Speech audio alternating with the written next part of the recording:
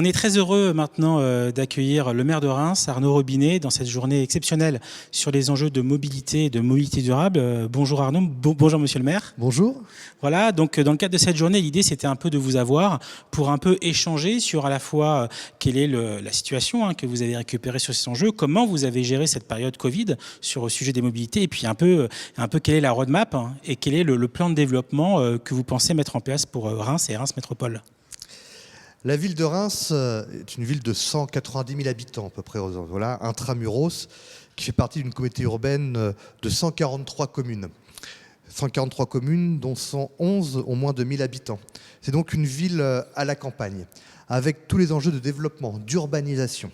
Le choix a été fait de ne plus urbaniser des terres agricoles et donc plutôt de développer la ville en densifiant, c'est-à-dire non plus s'étaler mais monter. C'est un objectif. Derrière tout ça, quand on parle de développement d'un territoire et d'une ville, il y a bien sûr la question de la qualité de ville et la qualité de vie. Et parmi les paramètres ou les critères extrêmement importants, il y a les enjeux de la mobilité, bien évidemment.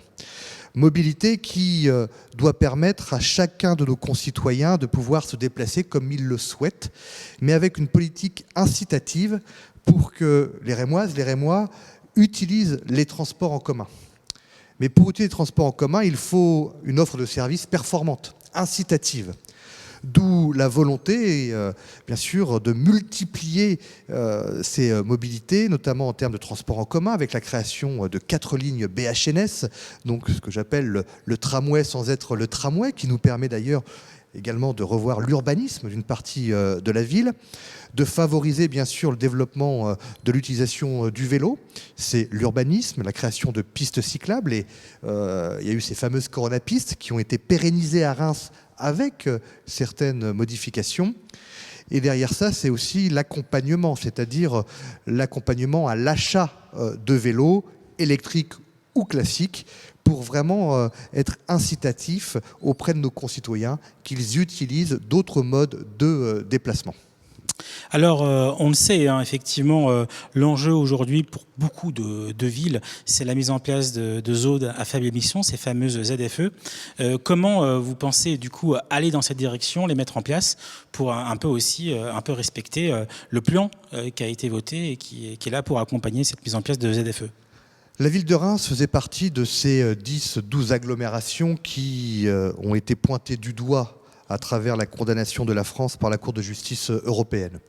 Pour la simple et bonne raison, c'est que Reims a une particularité, elle est traversée par l'autoroute. On a la voie Jean-Tétinger, autoroute qui coupe la ville en deux, et c'est un point extrêmement délicat en termes de qualité de l'air.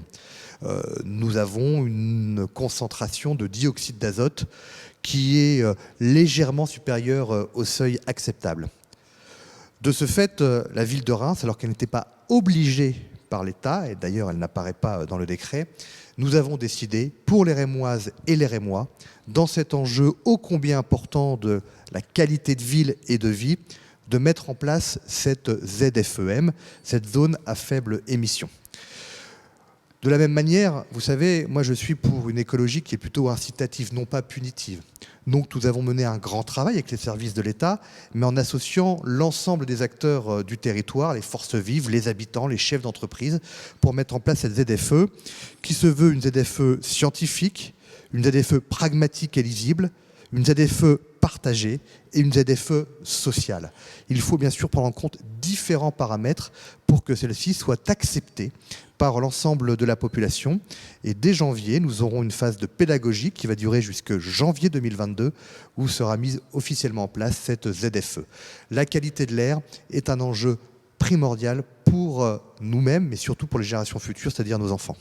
Alors, concernant en fait le retard que vous avez pris sur la partie un peu politique, cyclable et le renforcement du vélo, est-ce que le Covid a justement pas été un moment justement de mettre en place une vraie stratégie et de relancer toutes ces initiatives? Bien sûr, alors il y avait beaucoup de retard en termes de développement de l'utilisation du vélo à Reims, pour plusieurs raisons. parfois des volontés politiques, d'ailleurs quelles que soient les couleurs politiques qui sont succédées à Reims, mais également du fait de l'urbanisme de la ville qui a été totalement reconstruite après la Première Guerre mondiale, et donc avec des rues étroites parfois qui ne permettent pas une cohabitation entre vélo et voiture.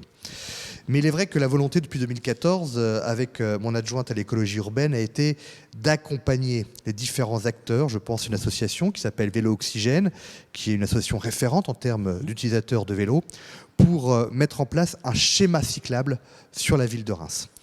Les coronapistes, même si je n'aime pas ce terme, ont été aussi l'occasion, après le premier confinement, de rajouter 8 km de pistes cyclables à Reims. Il y a eu une expérimentation et pendant 2-3 mois, nous avons regardé ce qui fonctionnait, ce qui ne fonctionnait pas. Nous avons travaillé main dans la main avec l'association, ce qui fait qu'aujourd'hui, nous avons pu pérenniser ces 8 km de pistes cyclables supplémentaires qui permettent cette fameuse cohabitation vélo, piétons, que l'on oublie assez souvent, et également les automobiles. Donc nous avons vraiment une politique ambitieuse en termes de développement des pistes cyclables. Et aujourd'hui, dès que l'on refait une voirie, je demande au service de la voirie, à l'urbanisme, d'y intégrer bien sûr les mobilités douces et notamment les pistes cyclables quand cela est possible. Parallèlement, nous avons développé les zones 30. Le centre-ville est quasi en zone 30, même d'autres quartiers de la ville de Reims, pour favoriser cette cohabitation. Force est de constater que la ville de Reims et le Grand Reims, qui met également en place une politique de schéma cyclable pour relier les communes de la communauté urbaine, force est de constater que les comptages que nous avons faits, comptages qui ont été validés par l'association Vélo Oxygène, ont montré une augmentation de 30% de l'utilisation des vélos pour des déplacements, domicile, travail notamment. Alors tout ça est assez encourageant. Ça nous amène du coup à la dernière question dans les 3 minutes qui nous restent, qui est celui des énergies et comment les énergies peuvent être au service de la mobilité. On parle de biomasse, on parle d'hydrogène. Quelles peuvent être les perspectives pour une ville comme Reims sur ces sujets et quels seraient les objets de mobilité qui pourraient être équipés de ces nouvelles énergies ? L'objectif que partagent la ville de Reims et le Grand Reims, c'est de faire évoluer sa flotte de bus.